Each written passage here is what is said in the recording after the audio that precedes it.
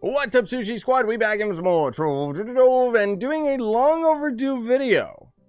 I know a lot of you guys and gals are probably sitting there thinking, didn't you already do a video like this? Yes, I did. I ended up making a Chloromancer build video and a video in the 35K series of the Chloromancer just before the rework.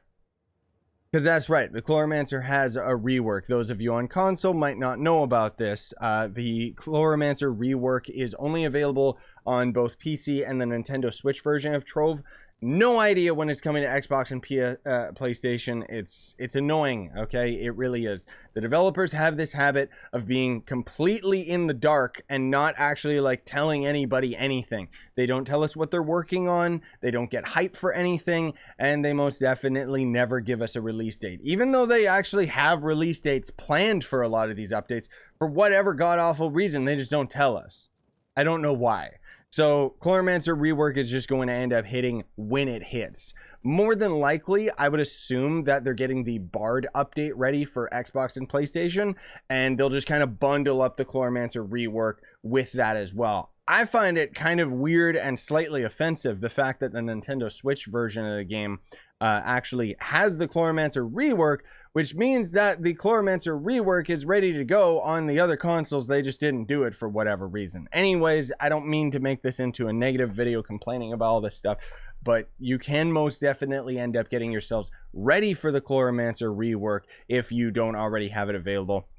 So today's video isn't going to focus on gameplay examples or anything like that in terms of the damage. I'll have another video that's going to highlight that. That's in our 35K series, because basically I would have to swap all my gems over from my Bard onto my Chloromancer and, you know, get everything all set up and ready and everything like that. And I just don't really have the time today, frankly, and I'm a little bit lazy. But anyways, in terms of can you end up maining the Chloromancer, that is a big fat yes, but with a but, because it depends on what functionality you are trying to actually achieve with playing Trove. If you're going for Delves and more particularly boss running, then Chloromancer, it can't be beat. It's probably the strongest boss killer in the game right now, or at least one of.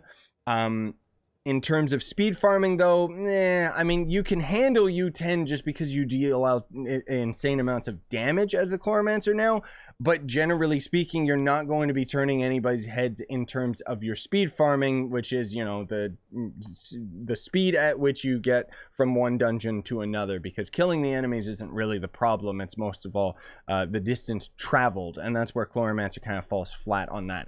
So to give you guys a very, very brief summary of what the rework is, they've changed it so that our right click is going to end up being the Gatling plant. This originally was the classroom ability.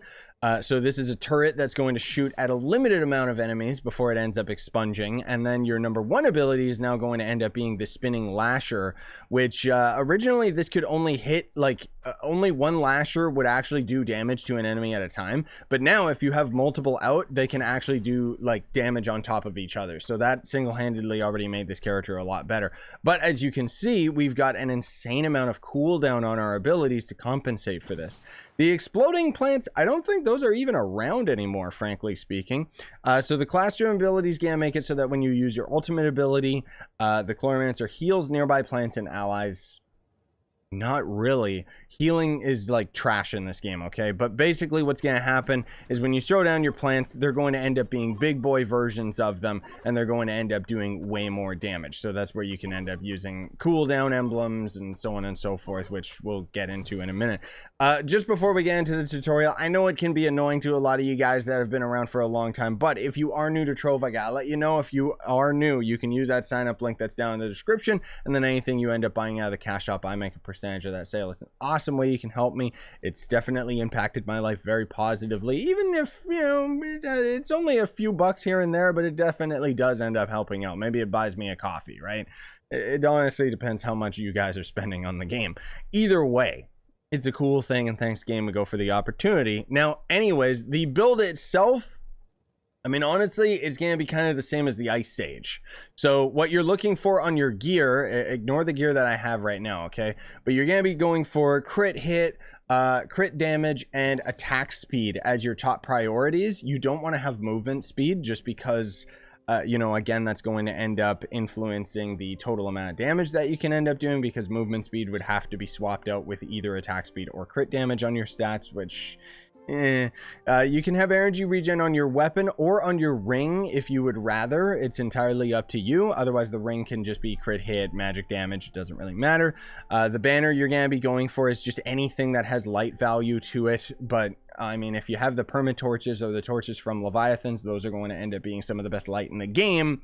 However, it requires that you end up fighting leviathans. And if you're built Chloromancer, like if you're building Chloromancer for endgame, then you probably are fighting leviathans quite regularly, because that's kind of the whole point of this character. I was fighting leviathans like constantly, and then the bard came out right away, and it was like, uh-oh, I guess I gotta swap off the Chloromancer, and I haven't been able to farm leviathans as much anymore. The ally, ignore this one. I don't know why I have it. There's a couple options that you can end up doing, but generally it's going to be Chronomatic Cubesley, and for the Delves allies, that's going to be Puck. Because of the cooldown reduction. Otherwise, if you're speed farming, if you're trying to go fast, you can use Avier, or the Prefect Penguin is going to end up being your second best bet, just because this is going to end up being the ally that gives you the movement speed, which doesn't really make that much of a difference. For the Flask, you're going to be going for probably Death Defying. Even though the Chloromancer has healing capabilities, there's no healing in this game. Okay, if you've built this character correctly in terms of like mid to end game, you're going to have absolutely maxed out damage and no health to compensate. So that's why I always just use Death Defying, especially because you're going to be fighting leviathans and stuff. However, it depends what you're doing, because if you're fighting a U10 leviathan, he's got that ability that just attacks through Death Defying, and you are a ranged character anyway, so you don't necessarily need to use Death Defying. It's just kind of my recommended. If you're just doing normal farming and stuff, Conjurer's Crucible Vial is okay. Otherwise, you could just use Elysian Bandolier or something to give you the max amount of flask capacity possible, just so that you can end up refreshing your cooldown. But honestly, it's pick your poison, okay? Because you're kind of at the end game, and it's all about just optimizing the amount of damage that you do. So that's why you're gonna always be using the Arcane Emblem. And then you're going to be using Sure Strike until you can swap it out for Chromatic, just when you have enough crit hit. Ignore my stats, by the way. I'll show you some proper stats for this guy a little bit later. But anyways, this is reducing your cooldown abilities, whatever.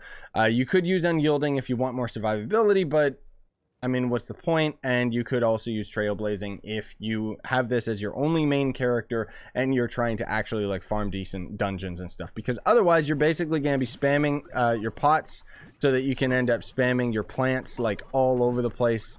Basically one flask is going to end up refreshing your number one, or your right click, I mean, and then 2 flasks are going to end up refreshing this ability. And as you saw right there, when you come out of your ult, it actually refreshes some of your abilities, because it actually, as far as the game's code is concerned, it considers both of these plants to be completely different when you're in your ultimate ability, which is kind of weird, but it means that they're on separate cooldowns. As you can kind of see, the pictures ended up changing as well. So I mean, cool, weird, whatever. The point is, though, that you're trying to do this like as much as possible with whatever enemy that you're fighting. You want to end up having all of your plants up as much as possible so that you're doing the most optimal damage possible. Food items, I mean, it's entirely up to you. I never use food just because I never use temporary buff items in any games that I play, but you can use condensed cave milk, the electrolyte crystals, just to end up giving you that extra bit of light, whatever, it's up to you. Subclass, I always just use Knight Subclass, especially because in this case, it's going to give us more flask capacity, and flask capacity is kind of the main thing here. Otherwise, I don't know. I mean, I guess you could be using the Bard just so that you have that extra crit damage, but I mean, again, it's entirely up to you.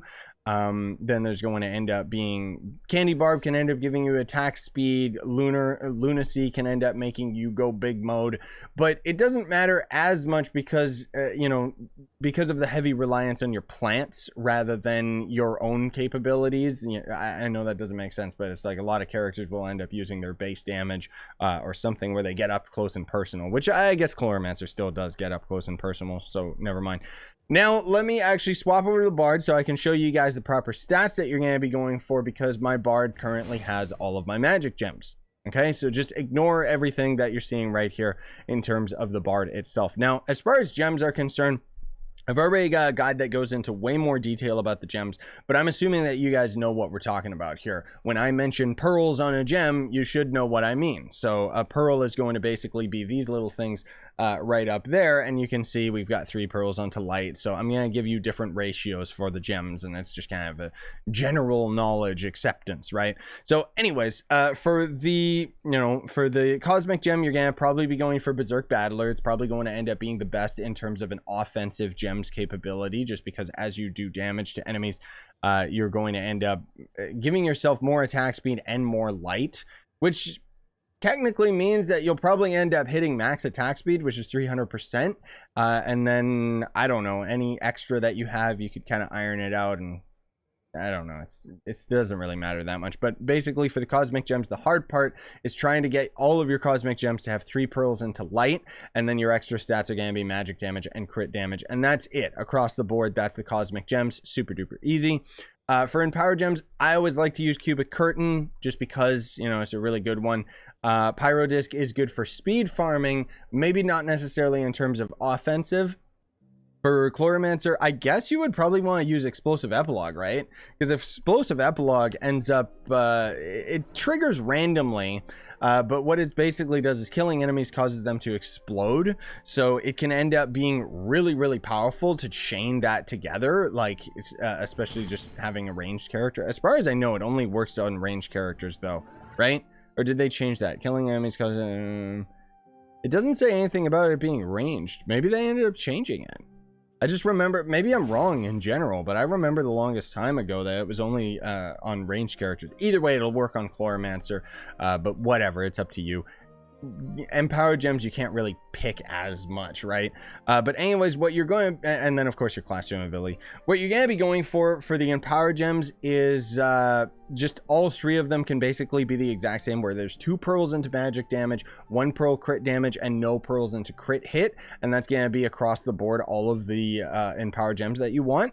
And then for the lesser gems, it's going to be a 3/3. So 3 of your lesser gems are going to be pretty much the exact same in terms of the stats and the pearls that you're going for, and then the other 3 gems are going to end up being, if I can find one here, the other 3 gems are going to be 2 pearls crit damage, 1 pearl magic damage, and no pearls in crit hit. And you don't have to follow it to a letter. This is just kind of a generalization so that you guys have an understanding of, okay, this is what you're aiming for. But if you have some extra pearls into crit damage, it probably is going to end up being a little bit better than, you know, the 3/3 ratio that I'm talking about, but it really doesn't matter. Lots of people try to argue at the end game that it makes like a huge difference, but it's like, no, you're talking about like 1,000 extra damage or something, and it really doesn't make as much of a difference as you think, just because Trove itself is not a complicated game. I mean, it is, just in terms of the fact that it doesn't explain anything to you very well, but as far as the end game stats are concerned, you're basically just going for the maximum amount of damage possible, right? And nothing into health. Now, that said, if you have over 100% crit hit, then any extra gems that you can sacrifice the crit hit, you could be going for max health if you want, just to give yourself a little bit more survivability, right? But ultimately, that's going to end up covering it. So again, just quick feedback in terms of how you're going to be using this character. U10 dungeon farming, you're going to be fine. You'll be able to kill the enemies, but you're not going to be a speed farmer, so don't use this character for farming dungeons.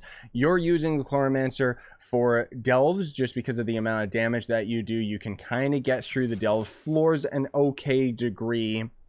Chloromancer doesn't have as much crowd control as you would think, just because you're very reliant on your plants and they're kind of stationary. So generally, though, you're going to really shine with the Chloromancer at the Delves boss and Leviathan bosses as well. Those you can absolutely destroy. Anyways, thanks for watching. Hopefully you guys enjoyed. I know that this video was long overdue, and my apologies about that. I'm going to have another video that's going to talk about how busy everything's been with life and blah, blah, blah. I don't know. I've kind of talked about it in my streams and stuff, and I know you guys are getting sick of hearing about it, just because I'm sick of talking about it, because it sounds like I'm constantly making excuses, and I don't mean to. It's just things have genuinely been like really busy in my life. But anyways, thanks for watching. Smash like, sub for more, buy the merch you want, support the channel, and have a great day, gamers. Bye-bye.